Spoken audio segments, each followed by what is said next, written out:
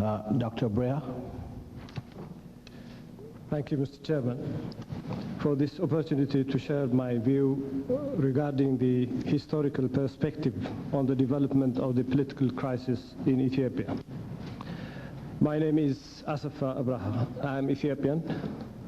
My training is in development economic planning, and I have been engaged in development field as a researcher as well as practitioner for a long time. I was among those Ethiopians victimized by the defunct government, was a political prisoner for 6 years in Addis Ababa.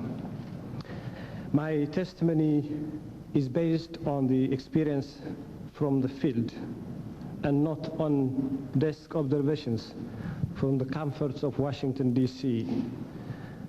I've been going to northern Ethiopia since 1985 and watched the struggling people in action.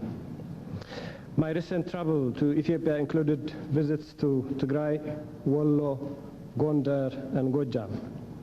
I have talked to many people who told me that they were doing everything they could to rid of the tyrannical Derg system so as to bring peace, democracy, and progress to Ethiopia. Some of the major activities at the time included land redistribution and work on soil and water conservation.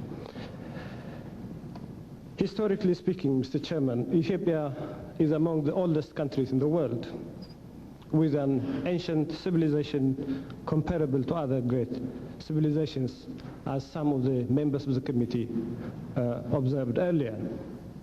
Its past engineering and architectural achievements are still evident in the form of the monolithic obelisks at Aksum and many magnificent rock-hewn churches in the highlands of Tigray and Wollo.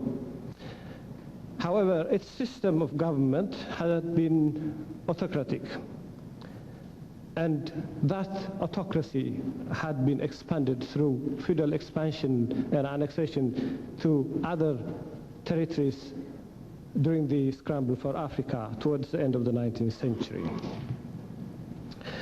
Now, what are the causes of the political crisis in Ethiopia today? It is this autocratic system. It is the annexation and discrimination and suppression of peoples in the country. It's also the Eritrean question. As a multinational and a multi-religious empire state, Ethiopia's problem also included the issue of domination by the central ruling establishment and the international dimension, both at global and regional levels. All are related and interact upon one another. The anti-democratic nature of the state generated economic and political policies that blocked development. Cultural, linguistic, and social oppressions as well were made central to the policy of domination by the ruling establishment. Consequently, Ethiopia's capacity to create a dual process of assimilation within a nation and destruction of multinational forms through development, as in Europe, for instance, was impaired. Various oppressed peoples have been waging different forms of struggle for a long time to overthrow the oppressive system. Those of Walaga, Bali, Gojam, Tigray, etc. can be considered in this connection. The Ethiopian empire state did not treat the Eritreans any differently. They had acquired a relatively free press, free trade union, and freedom assembly during the British administration. The federal arrangement as well had given them internal autonomy. However, it's instructive to note that the Ethiopian ruling elites did not want the federation to be implemented as resolved by the United Nations. They considered it a direct threat to their hegemony and as an example to the other components of the empire state, which would demand similar status sooner or later. So instead of building on the experience gained from the federation and expand it to other provinces, the central government systematically and deliberately undermined it and unilaterally abolished in 1962. The cause of the political crisis, Mr. Chairman, is rooted in the nature of the system of governance. There has not been any democratic system universally applicable to all of Ethiopia. Although feudalism has been weakened in the main and its institutions have been dismantled, the Derg system was non-participatory and even more authoritarian.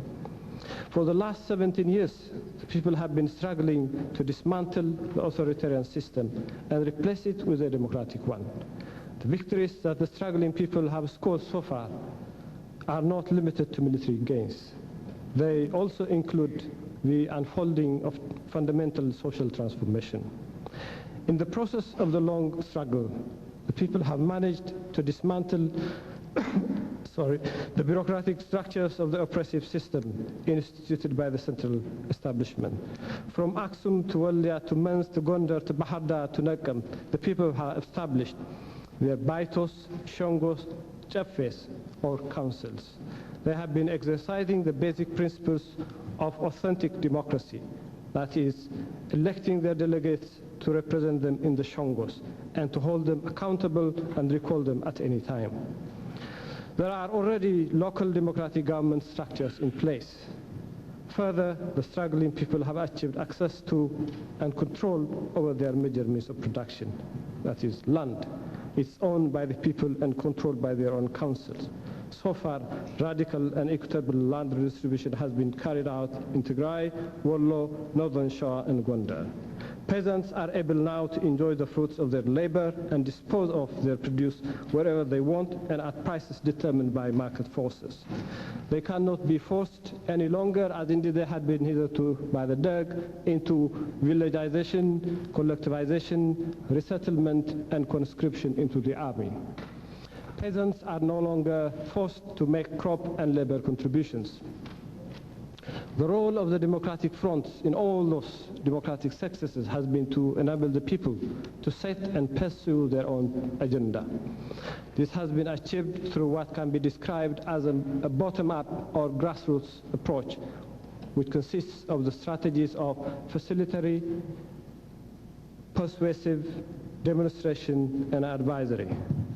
It needs to be noted that the process of struggle has been a process of learning. It has been a process of mutual learning for both the people and the fighters.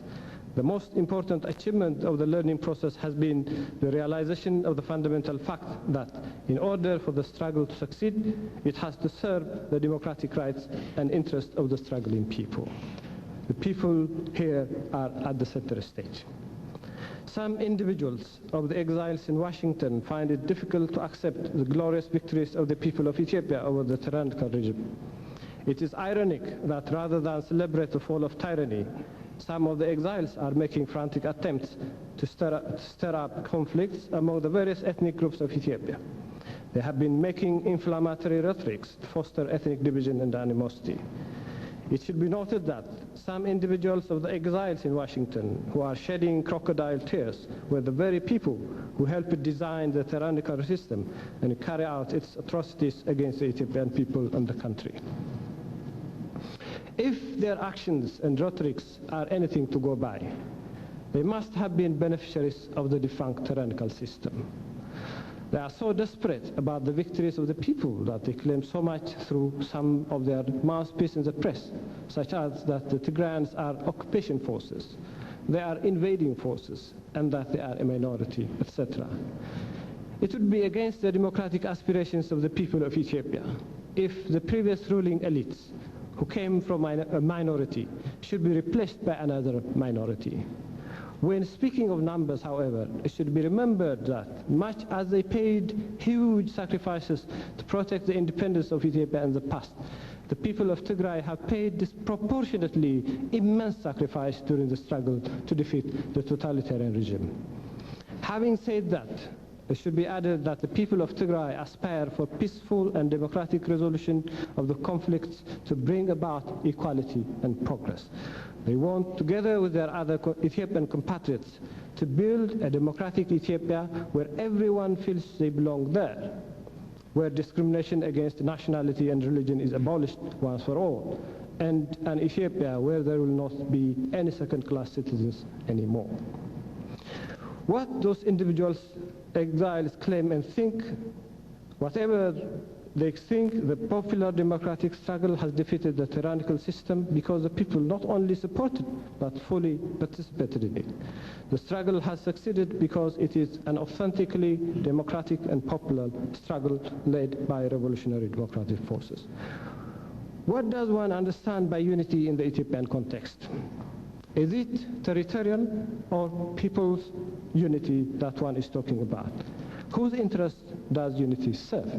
These questions must be seriously tackled. The issue of unity cannot be viewed in isolation from the democratic question. They are interrelated. If unity is to serve the interests of the people, it has to be brought about by themselves. Unity cannot be sustained by means of force. Thus, there is no difference between unity and democracy. The people expected democracy from the 1974 revolution. When the Derg took over power, the situation got from bad to worse. The suppression was more intensified. The policy of oppression continued unabated. Yet, the Derg continued with the slogan of unity and committed horrifying atrocities against the people in various areas of the country. However, unity did not come about. Instead, the struggle against oppression and for democracy got strengthened and spread throughout the country. Right. So if the question then is, if there is democracy, there is no reason why there will not be unity. Unity is mutual. People live in unity in order to serve their own interests and not to do favor to others. Unity can come about on the basis of mutual interest. If, on the other hand, oppression and coercion continues, there would not be unity and the country could be disintegrated.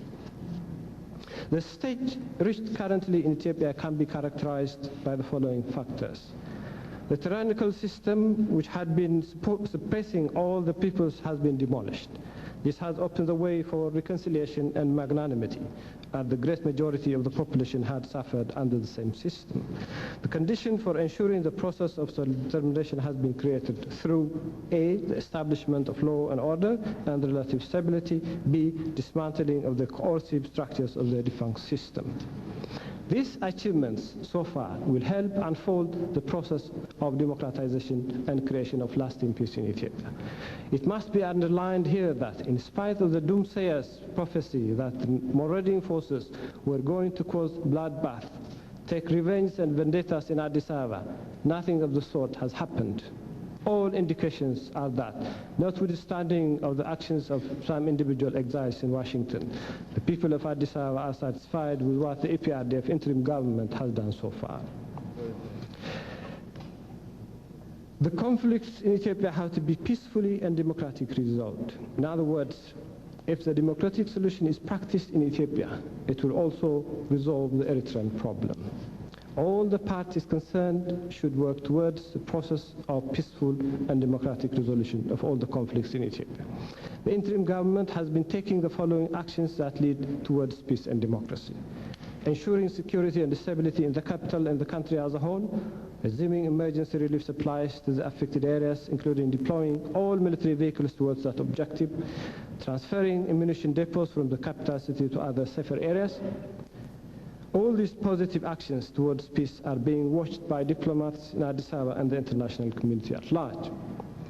All forces should help in the peaceful and democratic resolution of the conflicts in Ethiopia through the principle of self-determination.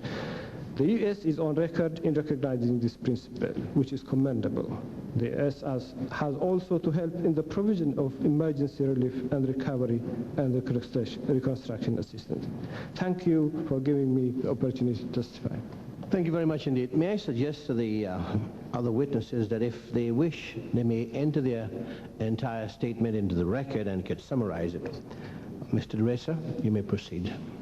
Thank you. It is indeed a pleasure and an honor. Entire statement into the record and could summarize it. Mr. Reza, you may proceed. Thank you. It is indeed a pleasure and an honor to be allowed to testify before you today. I especially want to thank Chairman Dimali for his invitation to appear. Ethiopians have a deep regard for the United States. not just because of its role in relieving famine, but because it stands as the finest example of the kind of society we wish to emulate. Like the people of Eastern Europe, who read aloud your Declaration of Independence during their freedom demonstrations last year, the words of that magnificent document strike a deep chord in the hearts of Ethiopians. Quote, "We hold these truths to be self-evident, that all men are created equal, that they are endowed by their Creator with certain unalienable rights, that among these rights are life, liberty, and the pursuit of happiness."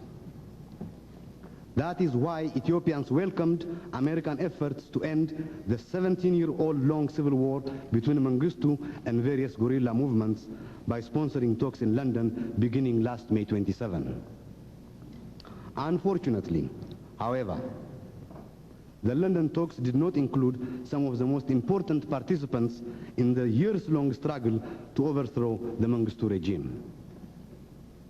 Those who were invited included the representatives of the tottering communist Mengistu regime, the Eritrean People's Liberation Front, or EPLF, whose goal is the separation of Eritrea from the rest of the country, the Oromo Liberation Front, and the Ethiopian People's Revolutionary Democratic Front, or EPRDF, which supports the secessionist agenda of the EPLF. Other important organizations that were not invited include the Ethiopian People's Democratic Alliance, or EPDA, Ethiopian National Democratic Organization, also known as Democratic Ethiopia, Ethiopian Democratic Union, Kutat Ethiopia, the Ethiopian Democratic Front, and others. These groups not only seek to keep the country together under a true constitutional government patterned after those in the West, but wish to align themselves with the United States. These democratic organizations never received any support from their natural allies in the West, and thus had no armies.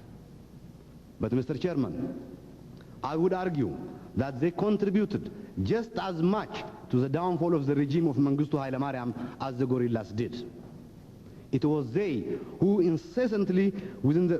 incessantly within the bureaucracy, the party, and the army to undermine support for the regime. It was the Ethiopian People's Democratic Alliance who broadcast from a clandestine radio station in a neighboring country the message of a federated Ethiopia in which, like the United States, government is elected and each group has the opportunity to make its voice heard. It was this message that inspired entire brigades of Mengistu's troops to defect. Ethiopians were alarmed and disappointed, therefore, when the Democrats were not invited to negotiate in London. They were even more alarmed when Assistant Secretary of State Cohen invited the EPDRF to enter the capital city, Addis Ababa.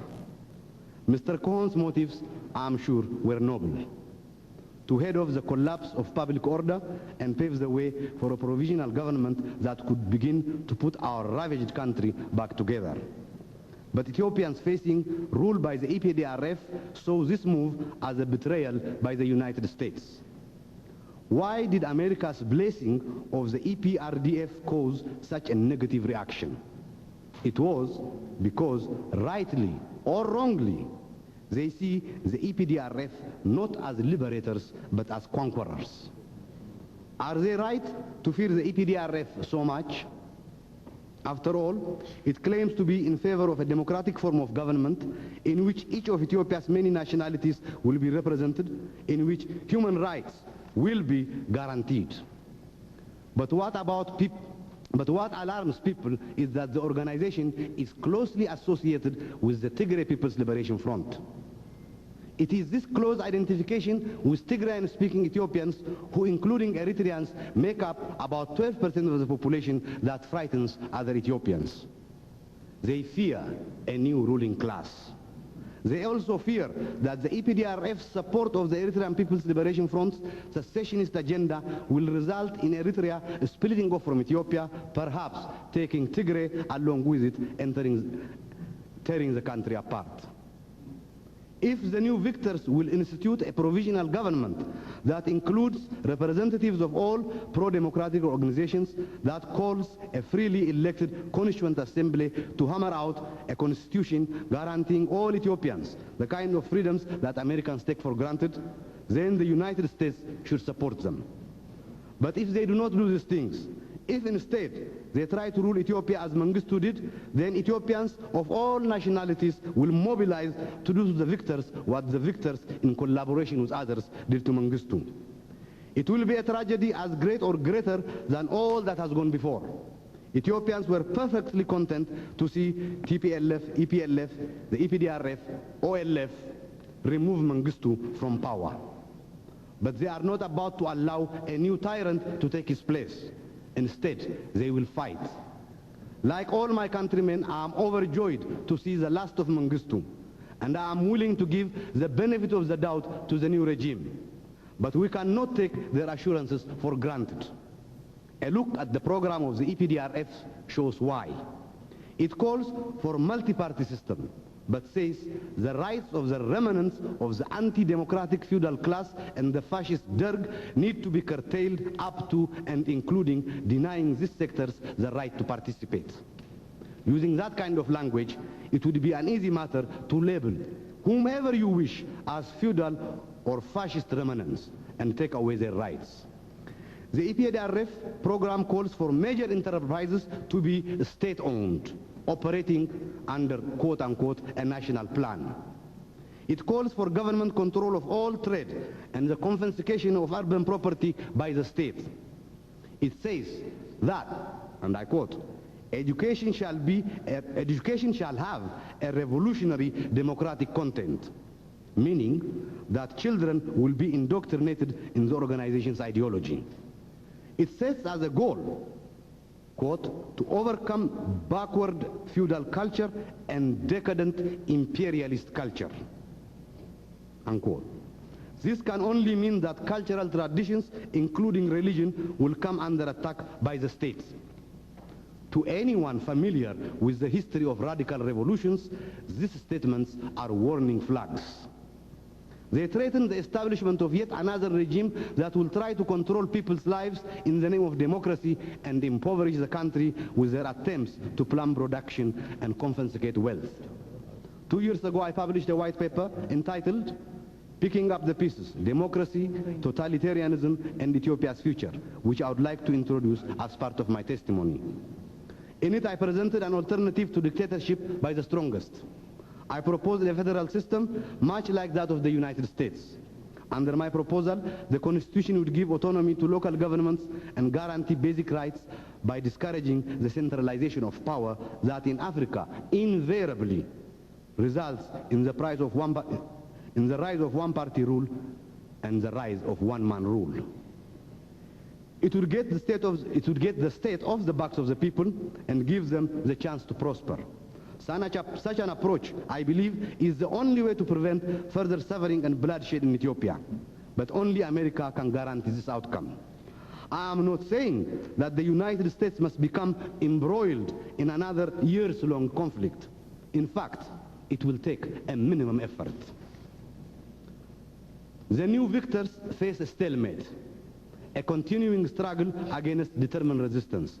Both sides unable to win, but unable to live with the other.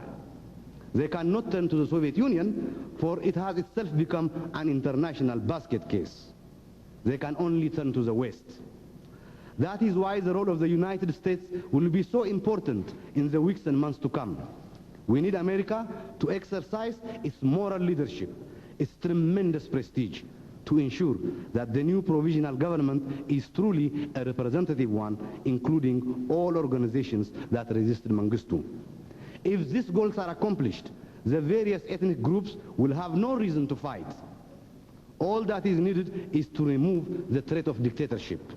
If America uses its influence to guarantee political pluralism and basic human rights, Ethiopians can finally, after 17 years of profound suffering, awake from the nightmare and begin rebuilding their country. Thank you, Mr. Chairman. Thank you very much. Mr. Walde? Well, would you just pull the microphone closer to you, please? Thank you.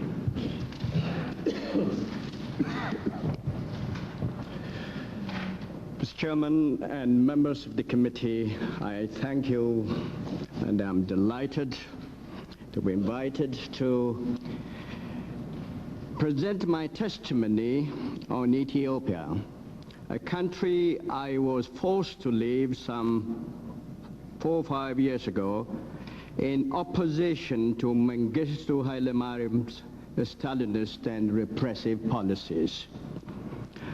Unfortunately, however, that country has once again come under the clutches of another ruthless and Stalinist tyrant. So it's almost melodramatic. Out goes Mengistu to Harare, and in comes Meles Zenawi through London, a Tweedledee replacing a Tweedledum.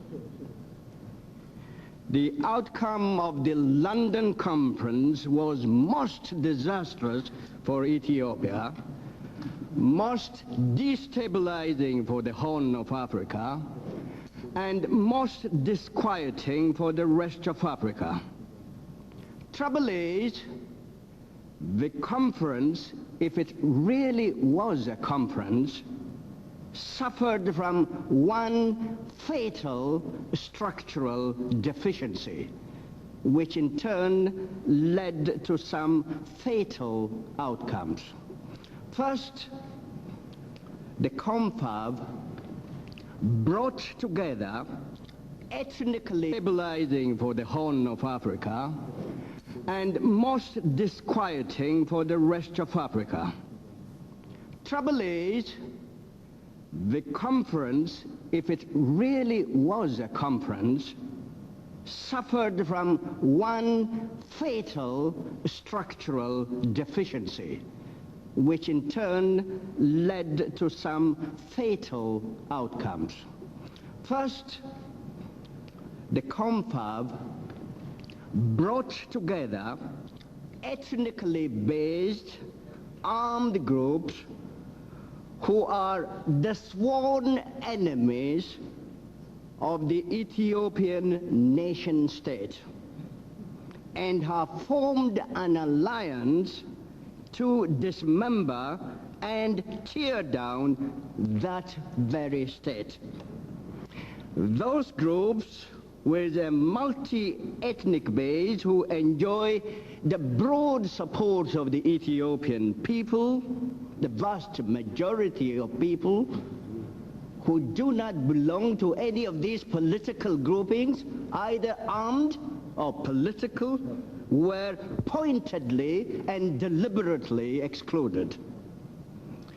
Imagine, sir, imagine, Mr. Chairman and members of the committee, the PLO's Yasser Arafat sitting together with the Popular Front's George Habash to decide on the fate of the state of Israel without Israel's participation.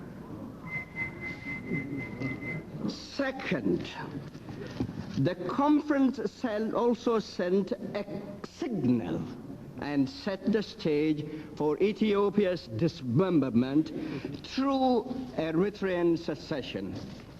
It was a blow, a dagger blow, aimed at the very heart of the integrity of the Ethiopian state system and a serious threat to the integrity of the African political order. It's no wonder that the decision outraged millions of Ethiopians all over. One cannot overstress the deep-seated, instinctive, and fierce resolve of all Ethiopians to preserve their national unity and independence. That unique independence had been defended by fierce resistance to no less than 8 foreign invasions, and that had forged a consciousness and pride of national unity and culture found nowhere on the continent of Africa. Those foreign invasions have by no means spared the territory known only in modern times as Eritrea. In fact, of the 8 invasions from the south, the west, and the south and the north have involved Eritrea. This was scarcely surprising. For centuries, it was the political and the cultural center of Ethiopia, with the capital at Adulis, symbol of the independence which others, even before the colonial period, sought to suppress. Ethiopia, as the cultural, political, and economic sector of the Horn and its coastline of Eritrea, stood as a vast barrier to both European and Arab expansionist designs. That the people of Eritrea had, through a process of self-determination under the auspices of the United Nations, had exercised the right to determine, and had determined that by deliberately and voluntarily linking their territory in federal association with Ethiopia was unfortunately conveniently forgotten. Any future decision on Eritrea, Mr. Chairman and members of the committee, I would assure you, if and when it is taken, would have to be taken not by the inhabitants of one province, but by the people of Ethiopia as a whole. Thirdly, the decision to let in the TPLF, the African counterpart of the Asian Khmer Rouge, I would like to call them the Khmer Noir. Yes. The decision to let in the TPLF and occupy Addis Ababa and grab state power was tragic and inexplicable. How an ideologically intoxicated, ethnically narrowly based guerrilla force, as Francis Le Monde did say in this morning's editorial, headed by a radical Stalinist with no experience to raise and administer a family, let alone administer a country of 50 million people, should be asked to march in and assume state responsibility is beyond me to comprehend, and I ask for divine intervention. That must be the first time when a self-declared Stalinist is sanctioned by the United States to take over state power. The upshot of all these decisions and actions is to seriously compromise Ethiopia's fundamental interests. And the country is saddled now with a Stalinist regime which is just as repressive as Mengistu Haile Mariam's. But whatever has happened, Mr. Chairman, has happened in London. And it is time to correct mistakes and move on. There is no suggestion, on my part at any rate, that there was any deliberate plan on behalf of Mr. Cohen or the State Department or the administration in general to put Ethiopia in jeopardy. That has never been suggested. Ethiopia is always in love with Americans and respectful of the traditions and values and democratic institutions of America. So it remains to this very day.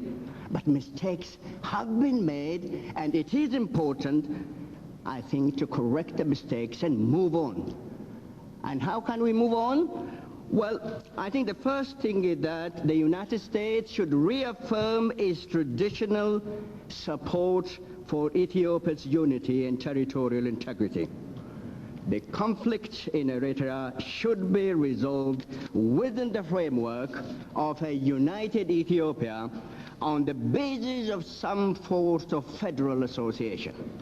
Next, the United States should also work for the speedy democratization of the Ethiopian political system and the institution of multi-party democracy in the country.